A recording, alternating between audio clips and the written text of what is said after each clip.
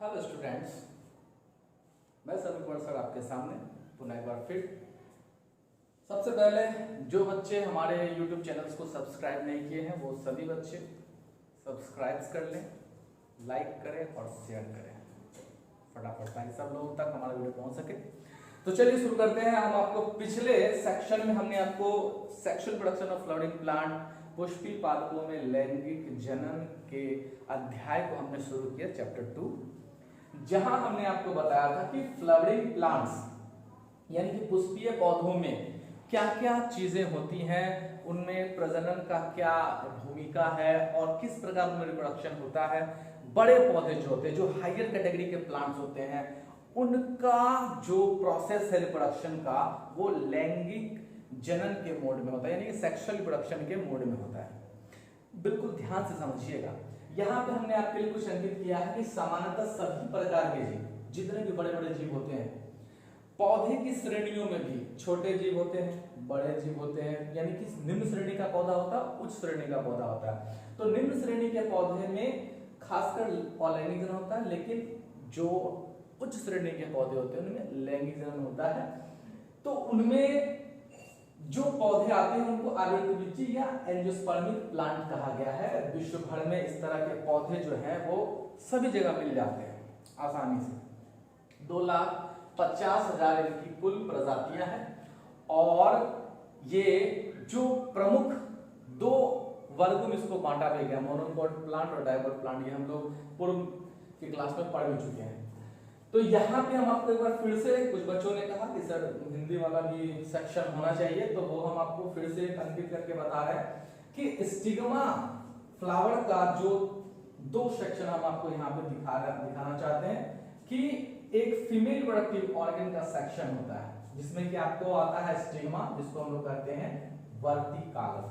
ध्यान से सुनिएगा, स्टिग्मा को हम लोग कहते हैं वर्तिकाग्र, स्टाइल को हम लोग कहते हैं वर्तिका, ओवरी को हम लोग कहते हैं अंडाशय। ये तीनों ही सेक्शन मिलके जो है वो बनाता है मादा जनना, यानी कि फीमेल रिप्रोडक्टिव ऑर्गन। और इसको कहा गया है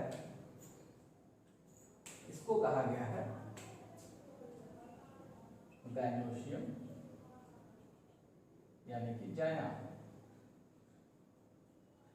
दूसरा सेक्शन हमारा आता है, यहां पे आप देखोगे कि इसमें कि मेल रिप्रोडक्टिव ऑर्गन के लिए एंथर और फिलामेंट को लिया गया, ये दोनों मिला के बनाते हैं मेल रिप्रोडक्टिव ऑर्गन।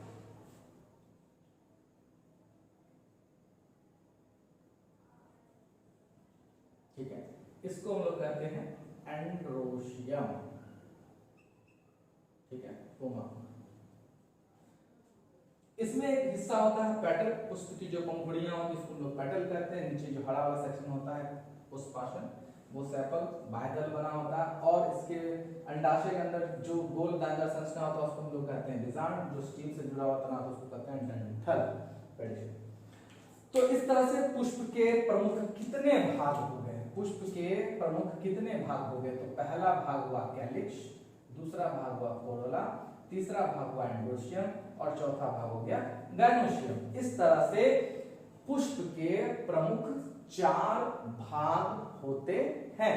पुष्प के प्रमुख 4 भाग होते हैं। पहला भाग हो गया कैलिक्स, जिसको कहते हैं बाह्य दलपुंज, दूसरा भाग हो गया दलपुंज कोरोला, तीसरा भाग हो गया पुंज एंड्रोशियम और चौथा भाग हो गया जायन गायनोशियम। ठीक है, इसको आप लोग नोट कर लीजिएगा।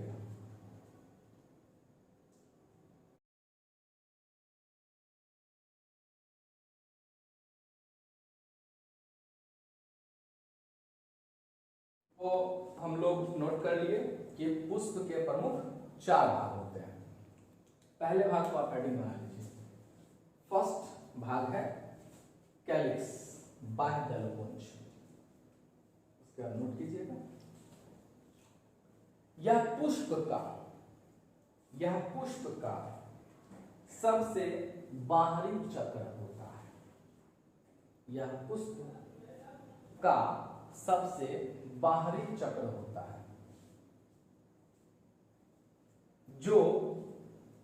जो सेपल या बाह्यदल का बना होता है। सेपल या बाह्यदल का बना होता है। और बाह्यदल के समूह को बाह्यदल पुंज कहते हैं। बाह्यदल पुंज कहते हैं, जो सामान्य रूप से हरे रंग का होता है। जो सामान्य रूप से हरे रंग का होता है और किसी किसी पुष्प में यह रंगीन भी होता है और किसी किसी पुष्प में यह रंगीन भी होता है।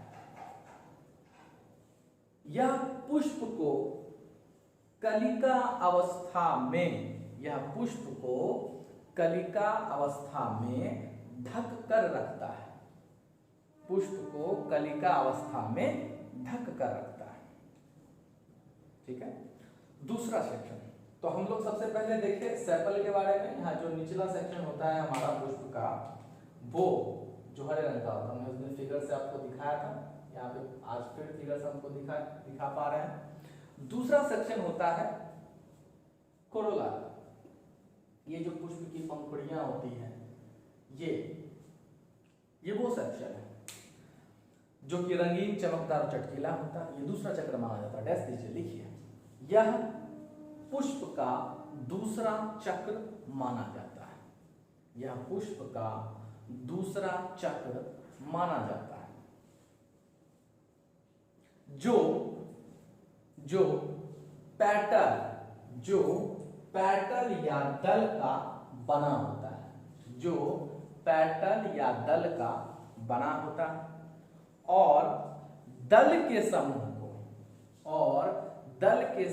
को दलपुंज कहते हैं। दल के समूह को दलपुंज कहते हैं। यह पुष्प का रंगीन, चमकदार और चटकीला, यह पुष्प का रंगीन, चमकदार और चटकीला भाग होता है जो कीटों को आकर्षित करता है। और यही कारण है कि पुष्पों में परागण की क्रिया संभव हो पाती है। बहुत से परागण के और भी बहुत सारे माध्यम हैं, उन पर भी हम लोग चर्चा करेंगे, आगे टॉपिक्स में आएगा। तीसरा जो महत्वपूर्ण सेक्शन है वो है एंड्रोशियम, जिसको हम लोग कहते हैं पुमंग। पुमंग के बारे में हमने आपको यहाँ पे बताया है कि ये मेल रिप्रोडक्टिव ऑर्गन होता है, बिना इसके फर्टिलाइजेशन संभव नहीं, इसलिए एक महत्वपूर्ण भाग है। तो लिखिए, डैश देके, एंड्रोशियम या पुमंग। पुष्प का यह मेल रिप्रोडक्टिव ऑर्गन माना जाता है। पुष्प का यह मेल रिप्रोडक्टिव ऑर्गन माना जाता है।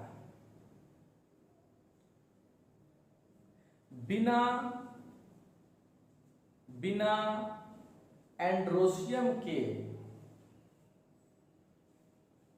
निषेचन की क्रिया संभव नहीं हो सकती है।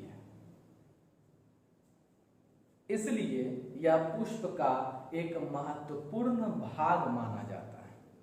इसलिए यह पुष्प का एक महत्वपूर्ण भाग माना जाता है।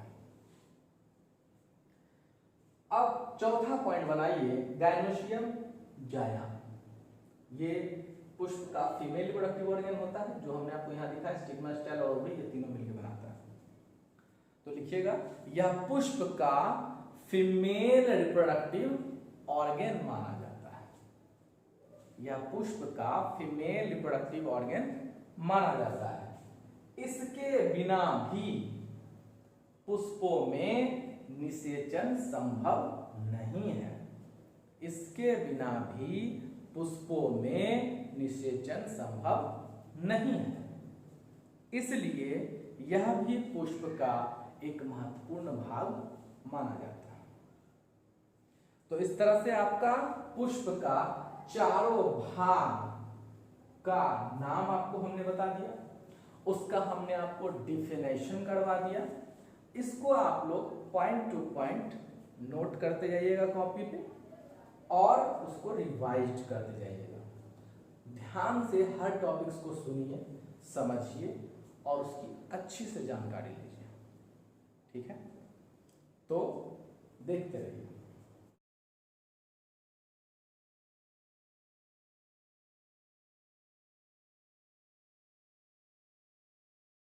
तो इस प्रकार हम लोग पुष्प के सही भागों को समझ चुके हैं। यहाँ पे आपको हम एक भाग बता रहे हैं पुष्पासन। देखिए पुष्प का हम लोग जो सारा भाग देखे, कैलिक्स, कोरोला, एंड्रोशियम, गायनोशियम, सारा भाग हम लोगों ने देखा।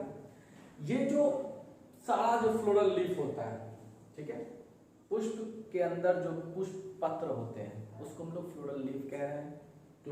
कोरोला हो गया, कैलिक्स हो गया, एंड्रोशियम हो गया, गायनोशियम, ये सब फ्लोरल लीव्स हैं। और ये फ्लोरल लीव्स जिस पुष्प वृंत के ऊपर सजा हुआ होता है, जिसके ऊपर ये सब कुछ होता है, वो कहलाता है थैलेमस।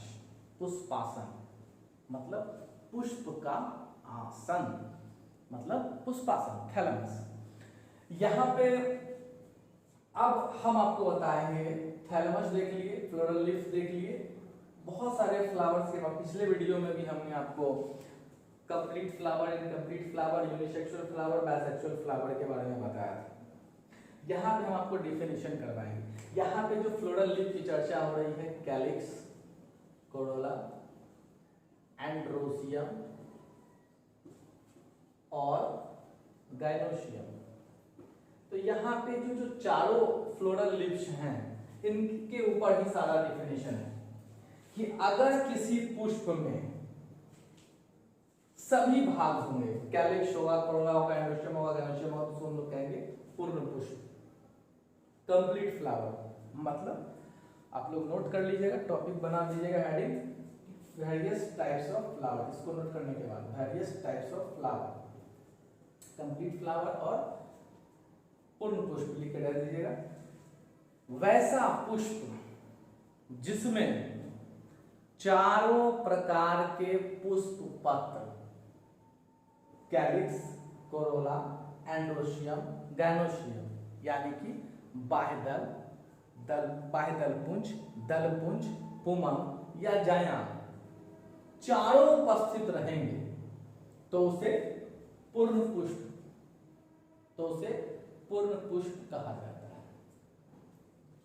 ठीक है। दूसरा, इनकम्प्लीट फ्लावर, वैसा पुष्प जिसमें बाह्यदल पुंज, दल पुंज, पुमंग, जायांग जैसे पुष्प पत्रों में से कोई भी एक अनुपस्थित रहेगा तो वैसे पुष्प को हम लोग कहेंगे अपूर्ण पुष्प, इनकम्प्लीट फ्लावर। अगला एक सेक्शन आ जाता है, यहां पे नीचे से हेडिंग बना के लिखोगे, प्रजनन अंग के आधार पर, प्रजनन अंग के आधार पर पुष्पों के प्रकार। तो उसके आधार पर फिर से दो हो जाता है, यूनिसेक्सुअल फ्लावर और बाइसेक्सुअल फ्लावर, एक लिंगी पुष्प और द्विलिंगी पुष्प। तो यहाँ पे आपको याद फिर से हम दिला दें कि एंड्रोसियम ये क्या है, ये मेल का रिप्रोडक्टिव ऑर्गन है और ये फीमेल का रिप्रोडक्टिव ऑर्गन है। तो अगर एक लिंगी पुष्प हम बोल रहे हैं जिसमें केवल एक रिप्रोडक्टिव ऑर्गन्स होगा, यानी कि वैसा पुष्प, हेडिंग मान लो, वैसा पुष्प जिसमें एंड्रोसियम या गायनोसियम में से कोई एक प्रजनन अंग उपस्थित होगा तो उसे एक लिंगी पुष्प या यूनिसेक्सुअल फ्लावर कहते हैं। ठीक है। दूसरा, बाइसेक्सुअल फ्लावर, द्विलिंगी पुष्प, वैसा पुष्प जिसमें एंड्रोशियम और गायनोसियम ये दोनों होगा, वैसा पुष्प जिसमें एंड्रोशियम और गायनोशियम दोनों उपस्थित हो तो उसे द्विलिंगी पुष्प या बाइसेक्सुअल फ्लावर कहते हैं। पुष्प की पहचान आप कर सकते हैं, फ्लावर्स के जो हम लोग फिगर बनाए थे जिसमें सारा भाग होगा, पुष्पों में देखेंगे चुनकर हम लोग पता करेंगे, उसको हम लोग कहेंगे बाइसेक्सुअल। जिसमें कोई भी एक अनुपस्थित होगा तो उसको हम लोग कहेंगे यूनिसेक्सुअल। बहुत सारे फ्लावर हैं, चाइना रोज है, मैरीगोल्ड है, अड़हुल गेंदा, बहुत सारे फ्लावर्स हैं। सबको देखिए बारी बारी से और पहचानने की कोशिश कीजिए कि कौन से पुष्प यूनिसेक्सुअल है और कौन से पुष्प बाइसेक्सुअल है। तो इस तरह से हम लोग यहाँ तक पूरे डेफिनेशन के साथ पूरी चीज़ों को समझ लिए हैं। हर पॉइंट्स को ध्यान से समझते जाइएगा। अगर किन्हीं का कोई प्रश्न हो तो नीचे कमेंट बॉक्स में आप अपने प्रश्न को छोड़ दीजिएगा, फिर उसका उत्तर हम आपको फिर कमेंट बॉक्स में रिप्लाई में हम आपको डाल देंगे, ठीक है। किन्हीं को भी किसी भी शब्द में पॉइंट में हो जाए तो उसके लिए टेंशन नहीं लेना है आपको। आप हमारे व्हाट्सएप नंबर को भी जान रहे हैं, 9939492606, जिस पे आप व्हाट्सएप करके भी आप प्रश्न भेज सकते हैं और उत्तर ले सकते हैं। कमेंट वाले यूट्यूब का जो सेक्शन है कमेंट बॉक्स, उसमें भी आप डाल के ले सकते हैं। तो ध्यान से पढ़ते रहिए, याद करते रहिए और प्रिपेयर होते रहिए।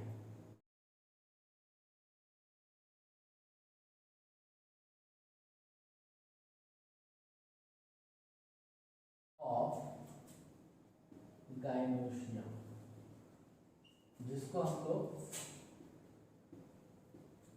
पिस्टल भी बोलते हैं।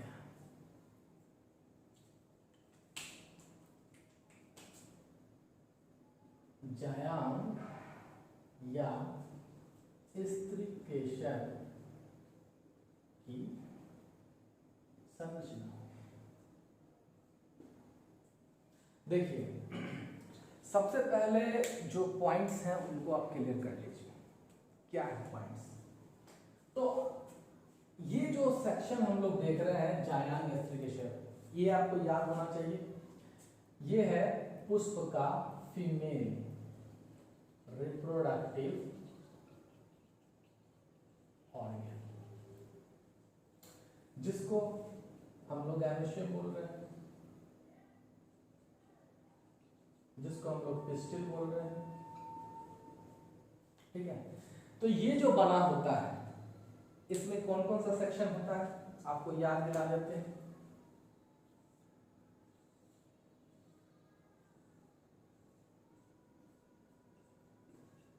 यहाँ पे स्टिग्मा, स्टाइल और ओवरी, ये तीन प्रमुख चीजें जो हैं वो हमको इसमें नजर आता है, जिसको फीमेल ऑर्गन कहते हैं। और इस सेक्शन में एक नाम और जुड़ जाता है जिसको हम लोग कहते हैं कार्पेल या अंडा। वास्तव में दोनों एक ही है, ठीक है।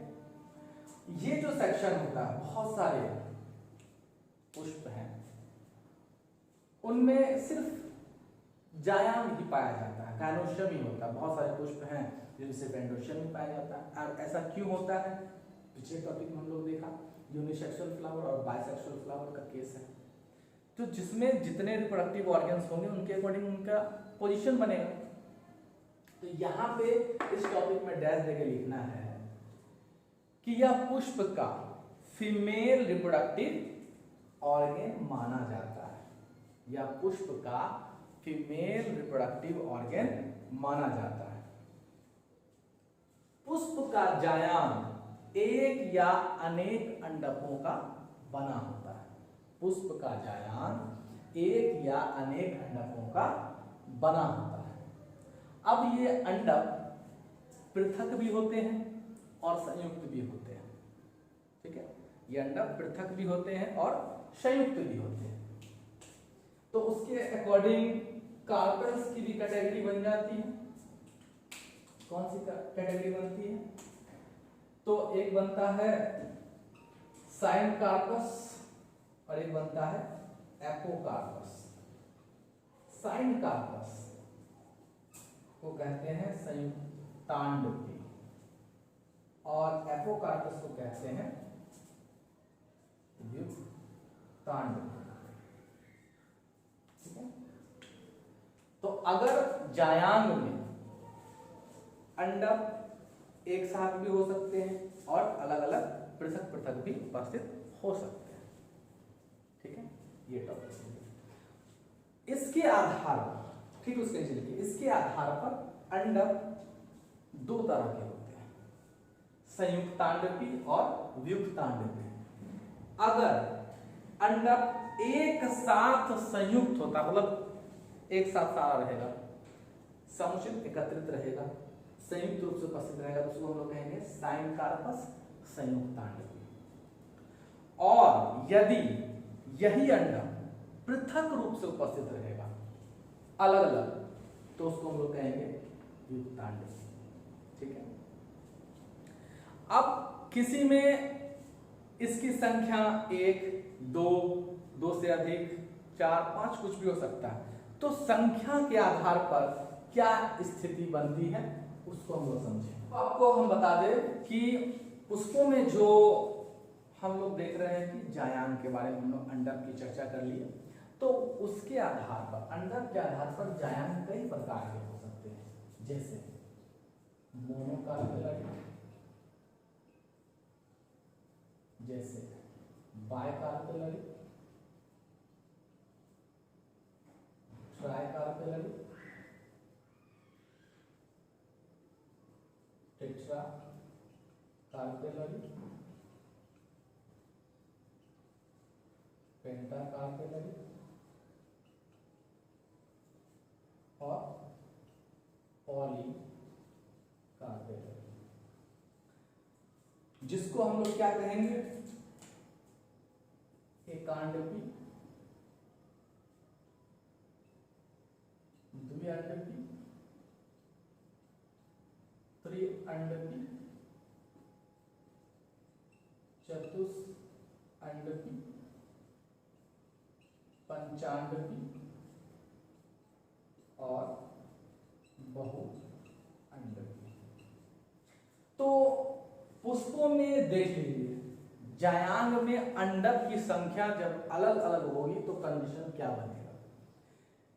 तो पहला है आपका मोनोकार्पेलरी, हेडिंग बनाना है, नोट करते जाना है कि मोनोकार्पेलरी में क्या होता है। अगर जायांग का निर्माण, ध्यान से सुनिए, अगर जायांग का निर्माण केवल एक अंडक या कार्पेल से होगा, केवल एक अंडक या कार्पेल से होगा, तो उसे हम लोग मोनोकार्पेलरी या एकांडपी कहेंगे। उसी के आधार पर आपको सबको 1 बाय 1 लिखना है कि अगर 2 अंडक से बनाओ तो द्विअंडपी, 3 से बनाओ त्रिअंडपी, 4 से बनाओ तो चतुष्अंडपी, 5 से बना हो तो पंचांडपी और 5 से अधिक हो तो बहुअंडपी। ठीक है, हम आपको सबका एग्जाम्पल लिख देते हैं, डिफिनेशन करते रहिएगा, सबका एग्जाम्पल भी नोट कर लीजिएगा। तो सबसे पहला एकांडपी का जो है वो उदाहरण हो गया मटर, इसका सरसों, इसका हो जाएगा ओनियन, प्याज, इसका हो जाएगा क्लेरो डेंड्रॉन, इसका हो जाएगा आपको गुड़हल, इसका हो जाएगा पोस्ता। तो इस प्रकार आपको सारा सेक्शन हमने आपको बता दिया। जायांग के स्ट्रक्चर को हम लोग देख लिए कि जायांग क्या होता है, किसका बना होता है, उसमें कौन कौन से भाग होते हैं, और उसके आधार पर कई प्रकार हो सकते हैं जिसमें अंडक शामिल है। अंडक जब रहेगा तो जायांग की स्थिति क्या क्या बनेगी वो भी हमने आपको बता दिया। तो एक एक पॉइंट को लगातार पढ़ते रहिए, देखते रहिए, समझते रहिए। कोई भी दिक्कत हो तो हमारे नंबर पे आप कांटेक्ट करोगे। कमेंट बॉक्स में अपने कोई भी क्वेश्चन हो पूछने का तो आप बिना हिचक आप उसमें क्वेश्चन डालिए और आंसर हम आपको इधर से सेंड करेंगे। ठीक है।